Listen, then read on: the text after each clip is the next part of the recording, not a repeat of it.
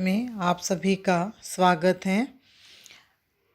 मैं doctor Sudha Mittal, associate professor business administration. मैं आपको बिजनेस एडमिनिस्ट्रेशन का पेपर फर्स्ट मैनेजमेंट के बारे में जानकारी दूंगी। वैसे प्रबंध शब्द से आप वाकिफ़ हैं, क्योंकि आपने यह विषय 12th में भी बीओ के अंतर्गत इसका अध्ययन किया है।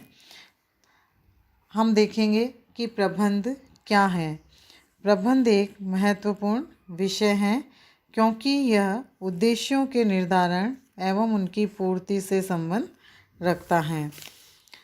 आज के युग में कहा जाए तो ये युग संगठनों एवं प्रबंध का युग है, क्योंकि मनुष्य व्यावसायिक एवं अव्यावसायिक संगठनों से घिरा हुआ है और निर्णय शक्ति प्रबंधकों के हाथों में केंद्रित हो रही है। प्रबंध इन संगठनों को न केवल गतिशील करता है, बल्कि संगठनों में नियोजित संसाधनों के अत्युत्तम को प्रभावी बनाता है और संगठन के सदस्यों या कर्मचारियों को अभिप्रेरित भी करता है। प्रबंध की विभिन्न प्रबंध शास्त्रियों एवं अन्य विद्वानों ने भिन्न भिन्न रूपों, स्थितियों एवं दृष्टिकोणों से देखा है, इसलिए उनके मन में भिन्न भिन्न विचार तथा धारणाएं बनी हैं। तो प्रबंध के अंतर्गत जिन प्रबंध शास्त्रियों ने प्रबंध को जिस रूप में देखा, उन्होंने प्रबंध को उसी रूप में प्रस्तुत करने का प्रयास किया। तो प्रबंध शास्त्रियों के द्वारा कई प्रकार की अवधारणाएं प्रचलित हैं। जैसे प्रबंध की जो सामान्य अवधारणाएं हैं वे हैं प्रबंध के कर्मचारियों के समूह के रूप में as a group of managerial personnel. इसके अंतर्गत प्रबंध के समस्त कार्य जैसे नियोजन, संगठन, निर्देशन, समन्वय, अभिप्रेरणा एवं नियंत्रण आदि मानव के द्वारा किए जाते हैं। यानी प्रबंध मानव प्रधान होता है, क्योंकि प्रबंध के कार्यों में व्यक्ति ही व्याप्त है, मानव ही व्याप्त है। किसी भी संस्था के अंतर्गत प्रबंधक संस्था के लक्ष्यों को प्राप्त करने के लिए कर्मचारियों को मोटिवेट करता है, उनको निर्देशित करता है और उनके माध्यम से कार्यों को निष्पादित करवाता है। आर्थिक संसाधन के रूप में एज एन इकोनॉमिक रिसोर्सेज प्रबंध उत्पादन के जैसे अन्य जो साधन हैं, पूंजी, श्रम, भूमि, मशीन एवं साहस आदि की भांति उत्पादन का एक साधन है। तो भूमि, पूंजी और मशीन गैर मानवीय संसाधन है, जबकि श्रम, साहस एवं प्रबंध मानवीय साधन है। तो उत्पादन के ये सभी साधन अपने अपने स्थान पर महत्वपूर्ण होते हैं। इसी प्रकार से अधिकार सत्ता की प्रणाली के रूप में as a system of authority कुछ प्रबंध विशेषज्ञों ने प्रबंध को एक अधिकार सत्ता प्रणाली के रूप में स्वीकार किया है। उनका मानना है कि प्रबंध नियम तथा नियमों का पालन कराने वाली संस्था है, तो अधीनस्थों एवं अधिकारियों के संबंध के धागों से बंधी होती हैं। मेयर्स ने इसको इस रूप में कहा है। तो इस तरह से कोई भी संस्था प्रबंधकों की सत्ता उनके पद, अधिकारों, संविधान, ज्ञान एवं स्तर पर आधारित होते हैं। फिर एक ये प्रक्रिया के रूप में एज अ प्रोसेस प्रबंध की इस अवधारणा के समर्थकों में George R Terry, Brech, Newman एवं Summer, McFarland, James L Lundy आदि की हैं, जिनके अनुसार प्रबंध कार्यों की एक प्रक्रिया के रूप में कहा गया है। एक विधा के रूप में एज अ डिसिप्लिन ज्ञान की प्रत्येक स्वतंत्र शाखा विधा कहलाती है। जैसे मानव के विकास के लिए विभिन्न विधाएं आधार प्रदान करती हैं। कला, विज्ञान, विधि, चिकित्सा, टेक्नोलॉजी की भांति प्रबंध को भी आजकल वर्तमान में एक पृथक विधा के रूप में स्वीकार किया जाने लगा है। फिर एक वर्ग के रूप में एज अ क्लास और एलिट, समाजशास्त्री प्रबंध को एक वर्ग के रूप में देखते हैं। उनका मानना है कि प्रबंध व्यक्तियों का वह समूह है जो किसी संस्था की क्रियाओं का संचालन करता है। इसी प्रकार से इसको प्रबंध की एक अवधारणा एक जीवन वृत्ति के रूप में इसको माना गया है एज अ करियर। प्रबंध के संबंध में ये धारणा है कि यह एक जीवन वृत्ति यानी कि पेशे के एक साधन के रूप में है, क्योंकि वास्तव में ये धारणा रखने वाले व्यक्ति आजकल मानने लगे हैं कि प्रबंध के बारे में कोई एक इस प्रकार का ज्ञान प्राप्त करके एक डिग्री लेकर इसको एक प्रोफेशन के रूप में भी कार्य को इसको किया जा सकता है।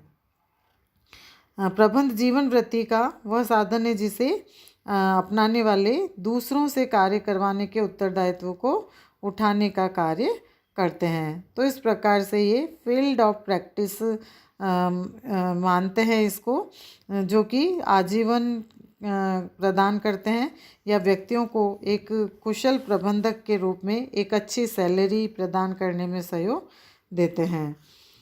एक कौशल के रूप में एज अ स्किल, कुछ प्रबंध शास्त्रियों ने प्रबंध को एक कौशल के रूप में स्वीकारा है। कौशल का अर्थ किसी विशिष्ट कार्य को करने की निपुणता से है। अतः प्रबंध करने वाले पक्षकार में प्रबंधक की कुछ योग्यताओं का होना आवश्यक है, जैसे मानवीय, वैचारिक, प्रशासकीय, तकनीकी एवं विश्लेषणात्मक आदि।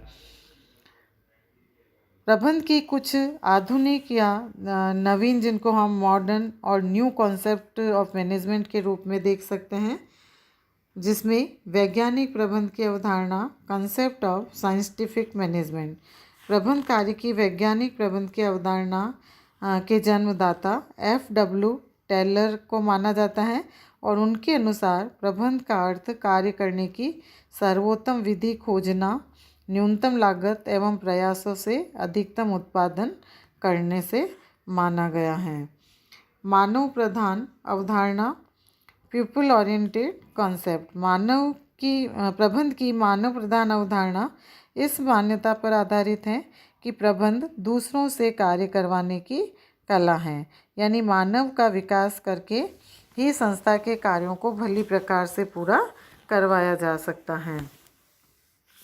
इसी प्रकार से नेतृत्व अवधारणा लीडरशिप कॉन्सेप्ट, कुछ विद्वानों की मान्यता है कि प्रबंध का कार्य अपने अधीनस्थों को नेतृत्व एवं मार्गदर्शन प्रदान करता है और उनका यह मानना है कि संपूर्ण संस्था की सफलता एवं कार्यकुशलता नेतृत्व पर ही निर्भर करती हैं। तो इस प्रकार से प्रबंध एक नेतृत्व शक्ति के रूप में भी माना जाता है। सांयोगिक अवधारणा कंटिंजेंसी कॉन्सेप्ट, कुछ विद्वान यह मानते हैं कि प्रबंध कार्य की सफलता में परिस्थितियों का बहुत बड़ा हाथ होता है। इसके अनुसार प्रबंध सांयोगिक या परिस्थितिजन्य है, अतः प्रबंधक तभी सफल हो सकता है जबकि परिस्थितियों एवं घटनाओं के अनुरूप प्रबंधक अपना कार्य करे। फिर सहकारी सामाजिक प्रणाली अवधारणा कोऑपरेटिव सोशल सिस्टम कॉन्सेप्ट। प्रबंध की इस अवधारणा के समर्थकों का कहना है कि संगठन की सफलता इससे जुड़े व्यक्तियों के आपसी, व्यक्तिगत एवं सामूहिक संबंधों पर निर्भर करती हैं। अतः प्रबंध की सफलता के लिए संगठन में कार्यरत व्यक्तियों के आपसी औपचारिक संबंधों के साथ साथ अनौपचारिक संबंधों का भी विकास करना चाहिए। निर्णयन अवधारणा डिसीजन मेकिंग कंसेप्ट, प्रबंध विशेषज्ञों में कुछ प्रबंध शास्त्रियों ने प्रबंध को निर्णयन का महत्व बताते हुए कहा कि प्रबंध निर्णय लेने की प्रक्रिया है, क्योंकि उनका मानना है कि कोई भी प्रबंधक अच्छे निर्णयों के द्वारा ही न्यूनतम लागत और प्रयासों से उद्देश्यों को प्राप्त कर सकता है। तो ऐसी स्थिति में प्रबंध की सफलता के लिए एक अच्छे निर्णय लेना अत्यंत ही आवश्यक होता है। इसी तरह से प्रणाली अवधारणा सिस्टम कॉन्सेप्ट, कुछ विद्वानों ने प्रबंध के कार्यों की सफलता के लिए प्रबंध को प्रणालीगत अवधारणा को अपनाने का सुझाव दिया और उन्होंने माना कि प्रणाली कार्य करने का एक मान्य और सुव्यवस्थित तरीका है जो प्रबंध के यंत्र के रूप में प्रयुक्त किया जाता है। इसी प्रकार से सर्वग्राही अवधारणा इलेक्ट्रिक कॉन्सेप्ट, प्रबंध एक सर्वग्राही यानी कि व्यापक अवधारणा के रूप में कहा गया है और इसके समर्थक प्रोफेसर कुंज एवं टेरी हैं। उनका मानना है कि प्रबंध कार्यों की प्रक्रिया से संबंधित कार्यों को करने के लिए प्रबंध की अन्य अवधारणाओं द्वारा सुझाई गई विधियों को भी ध्यान में रखना चाहिए। तो उन्होंने इसे क्रियात्मक प्रबंध एवं संशोधित प्रबंध प्रक्रिया का नाम दिया। तो इस प्रकार से हम देखें तो प्रबंध की कई प्रकार की अवधारणाएं हैं और उन अवधारणाओं के आधार पर अलग अलग प्रबंध शास्त्रियों ने प्रबंध की परिभाषाओं के रूप में प्रस्तुत किया है और प्रबंध को व्यापक बनाने में अपना सहयोग दिया है। तो अब हम देखेंगे कि प्रबंध किसे कहते हैं, प्रबंध की कुछ परिभाषाएं। F.W. टेलर के अनुसार, according to F.W. Taylor, management is the art of known what you want to do and then seeing that is done in the best and cheapest way। प्रबंध क्या है?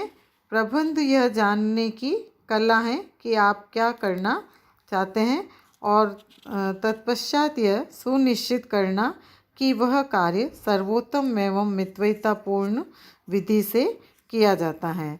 तो टेलर ने प्रबंध को इस रूप में परिभाषित किया है कि प्रबंध क्या है। सबसे पहले प्रबंधक यह जानने का प्रयास करते हैं कि हम क्या करना चाहते हैं या एक संस्था के अंतर्गत क्या उद्देश्य हैं जिनको पूरा करना है और उसके बाद वो ये निश्चित करता है कि उन उद्देश्यों की प्राप्ति या उन कार्यों को किस प्रकार से सर्वोत्तम एवं मितव्ययितापूर्ण विधि से किया जा सके ताकि अधिक से अधिक सफलतापूर्वक उद्देश्यों को प्राप्त किया जा सके। इसी प्रकार लॉरेंस एप्ले ने इसको परिभाषित किया है। According to Lawrence Appley, management is the development of people and not the direction of things. प्रबंध व्यक्तियों का विकास है, न कि वस्तुओं का निर्देशन। लॉरेंस का मानना है कि प्रबंध व्यक्तियों का विकास है, यानी कि यदि संस्था के अंतर्गत या संगठन में व्यक्तियों का, कर्मचारियों का विकास किया जाए, उनको अधिक से अधिक प्रशिक्षित किया जाए तो वस्तुओं को निर्देशित करने की आवश्यकता नहीं होगी। तो व्यक्तियों को ज़्यादा से ज़्यादा उनका डेवलपमेंट करना, उन्हें प्रशिक्षित करना और उसके बाद उन्हें कार्य प्रदान करना ताकि वो अधिक से अधिक अपनी क्षमताओं का उपयोग करते हुए उपलब्ध भौतिक साधनों का सही उपयोग कर सके। तो इस प्रकार से उनका मानना है कि प्रबंध व्यक्तियों का विकास है, न कि वस्तुओं का निर्देशन। इस आधार पर हम प्रबंध की कुछ विशेषताएं देख सकते हैं। प्रबंध क्या है? पूर्व निर्धारित उद्देश्य, प्री डिटरमाइंड ऑब्जेक्टिव है, क्योंकि प्रबंध पूर्व निर्धारित उद्देश्यों की प्राप्ति का एक महत्वपूर्ण साधन है। और इसका कारण क्या है कि इन उद्देश्यों की प्राप्ति के लिए प्रबंध को महत्वपूर्ण कार्य करने होते हैं, जैसे प्लानिंग करना, organising, coordination, motivation, direction, control etcetera. तो इसी प्रकार प्रबंध की सफलता का मूल्यांकन भी पूर्व निर्धारित उद्देश्यों की पूर्ति के आधार पर ही किया जा सकता है। प्रबंध क्या है? एक सामूहिक प्रयास है, ग्रुप एफर्ट्स हैं, क्योंकि नियोजन, संगठन, निर्देशन एवं सिद्धांतों आदि की आवश्यकता समूह के प्रयासों में एकता, सफलता और सामंजस्य स्थापित करने के लिए होते हैं। प्रबंध एक प्रक्रिया है, मैनेजमेंट इज अ प्रोसेस, क्योंकि प्रबंध एक प्रक्रिया के रूप में देखा जा सकता है। जैसे ये एक कंटिन्यूस प्रोसेस है जो कि निरंतर चलती है। ये प्रक्रिया एक के पश्चात एक क्रिया इसकी चलती रहती है और उस समय तक चलती रहती है जब तक कि प्रबंधक या संस्थापक को निर्धारित उद्देश्यों की प्राप्ति नहीं हो जाती है। इसी प्रकार से ये ह्यूमन प्रोसेस है, मानवीय प्रक्रिया, क्योंकि प्रबंध एक मानव के द्वारा प्रबंध के कार्य मानव के द्वारा ही पूरे किए जाते हैं। और ये सोशल प्रोसेस भी है, सामाजिक प्रक्रिया, क्योंकि प्रबंध को सामाजिक प्रक्रिया की श्रेणी में रखा गया है। इसके सभी कार्यों में व्यक्ति के सामाजिक संबंधों की पृष्ठभूमि महत्वपूर्ण होती है। इसी तरह से ये डिसीजन मेकिंग प्रोसेस है, क्योंकि प्रबंध एक निर्णय लेने की प्रक्रिया है, क्योंकि इसमें प्रबंधकों को नियोजन से नियंत्रण तक के सभी कार्यों के निष्पादन में महत्वपूर्ण निर्णय लेने होते हैं।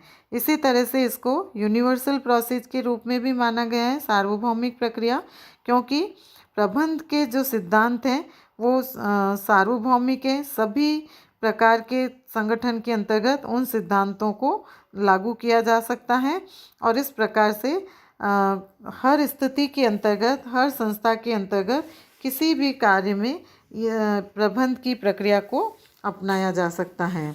ये इंटीग्रेटेड प्रोसेस भी है, क्योंकि प्रबंध अपने विशिष्ट कार्यों की एक ऐसी प्रक्रिया है जिसमें उनको एकीकृत किया जाता है और ये सभी प्रबंधकीय कार्य पृथक पृथक एवं एकाकी रूप से निष्पादित नहीं किए जाते हैं। इसी प्रकार से प्रबंध की जो एक विशेषता है, यह एक सृजनात्मक कार्य है, क्रिएटिव फंक्शन है, क्योंकि इसका कारण क्या है कि प्रबंधक मानवीय एवं भौतिक संसाधनों का अधिकतम उपयोग कर न्यूनतम लागत पर अधिकतम उत्पादन प्राप्त करते हैं और प्रबंधकों के द्वारा उन सभी संसाधनों की प्रभावशीलता और दक्षता में वृद्धि करके अधिक से अधिक उत्पादकता का सृजन किया जाता है। प्रबंध वातावरण प्रधान है, मैनेजमेंट इज एनवायरनमेंट ओरिएंटेड, क्योंकि इसमें इसलिए कि प्रबंध किसी वातावरण के निर्माण और अनुरक्षण की प्रक्रिया है। इसमें व्यक्ति एक समूह में कार्य करते हुए निर्धारित उद्देश्यों को दक्षतापूर्वक पूरा करते हैं, तो इसलिए इसको वातावरण प्रधान क्रिया के रूप में कहा गया है। ये सामूहिक प्रयास अपन ने देख लिया, ग्रुप एफर्ट्स हैं।